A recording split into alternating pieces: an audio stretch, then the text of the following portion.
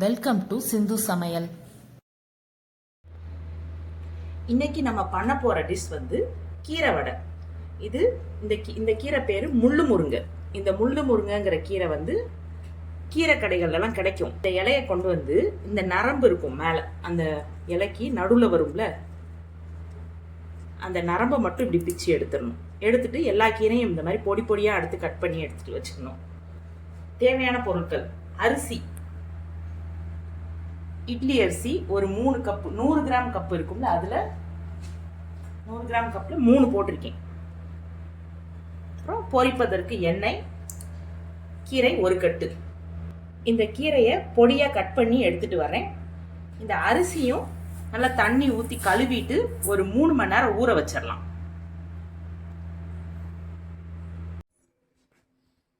கீரையை நல்லா கட் பண்ணி தண்ணிக்குள்ள உப்பு போட்ட தண்ணியில போட்டு வச்சிருக்கேன். அரிசியும் நல்லா ஊறிடுச்சு. இட்லி அரிசி தான் எடுத்திருக்கேன். இதை ரெண்டையும் கிரைண்டரில் போட்டு நல்லா அரைச்சி எடுத்துகிட்டு வரலாம். இந்த கீரையையும் அரிசியையும் போட்டு அரைச்சி எடுக்கிறதுல உப்பு போட்டு எடுத்துகிட்டு வந்துடணும்.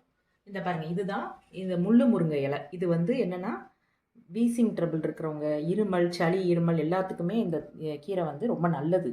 இந்த கீரையில் சூப் வச்சு குடிக்கலாம், இல்லை ஒரு அடை மாதிரி பண்ணி சாப்பிட்லாம். இது நல்லா உடனே கேட்டுக்கிடும்.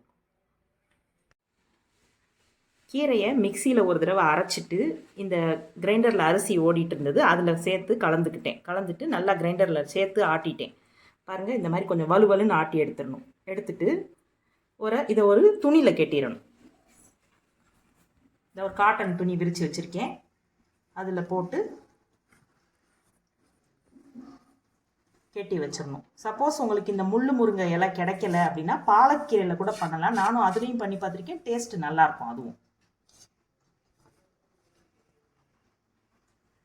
இந்த மாதிரி ஒரு துணியில் கெட்டி 1 மணி நேரம் வச்சுட்டணும். இப்படி மூடி வச்சிடலாம், கெட்ட வேண்டாம். இப்படி மடித்து வச்சுட்டாலே போதும். அந்த தண்ணியெல்லாம் இழுத்துக்கிடும் இந்த கிளாத் வந்து. இழுத்துட்டு நம்ம 1 மணி நேரம் 1.5 மணி நேரம் கழித்து இதை வடையாக தப்பி எண்ணெயில் போட்டுடலாம். இன்றைக்கி பிகினர்ஸ் டிப் என்னென்னா, நம்ம வெங்காயம் உரிக்கும் போது நல்லா கண்ணு எரியும், உரிக்கவும் தோல் உரிக்கிறதுக்கு கஷ்டமாக இருக்கும். அதுக்கு வந்து காலையிலேயே எவ்வளோ இன்னைக்கு தேவையோ, குழம்போ என்ன வைக்க போகிறோமோ அதுக்கு தேவையான அளவு வெங்காயம் எடுத்துகிட்டு அதில் தண்ணி ஊற்றி வச்சிடணும். 1 மணி நேரம் கழித்து உரித்தோம்னா கண்ணும் எரியாது, உரிக்கிறதுக்கும் ஈஸியாக இருக்கும். இப்போ ஒரு 2 மணி நேரம் இந்த மாதிரி துணியில் மூடி வச்சாச்சு. இப்போ ஓப்பன் பண்ணி பார்ப்போம்.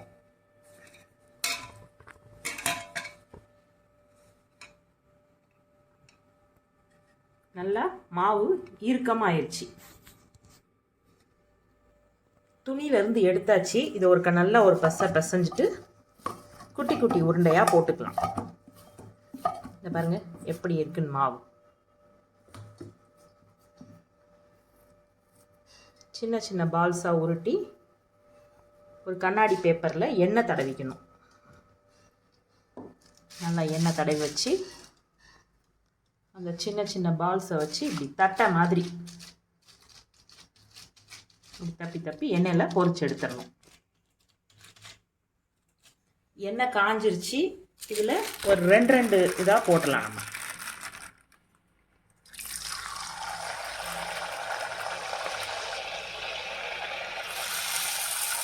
பூரி போடுற மாதிரி தான்.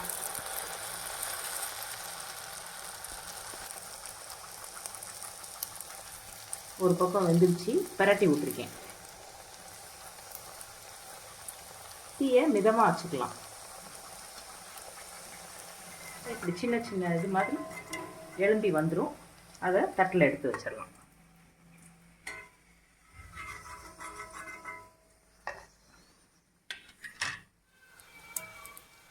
நம்ம பூரி போடுற டைம் தான் இதுக்கு வந்து.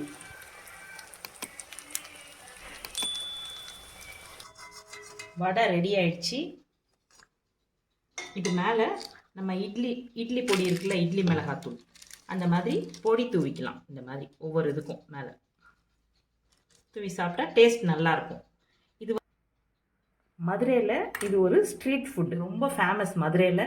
நீங்களும் ட்ரை பண்ணி பாருங்கள். ட்ரை பண்ணி பார்த்துட்டு மதுரையில் நீங்கள் சாப்பிட்ருந்தீங்கன்னா அதை கமெண்ட்டில் சொல்லுங்கள். மறக்காமல் சப்ஸ்கிரைப் பண்ணுங்கள். நன்றி. வாழ்க வளமுடன்.